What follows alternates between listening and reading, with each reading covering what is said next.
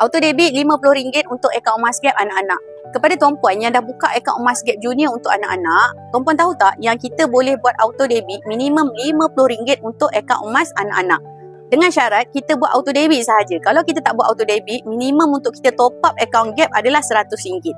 Dan ini hanya untuk Gap Junior saja. Kalau untuk akaun dewasa, kalau kita nak buat auto debit, minimum adalah RM100. Atun kongsikan kat sini apa yang dilakukan oleh penyimpan emas Atun. Beliau buat auto debit RM50 untuk 3 orang anak. Bila kita buat auto debit ni tuan-puan, dia sebenarnya memudahkan ibu ayah. Macam Atun sendiri pun, Atun buat auto debit untuk anak-anak.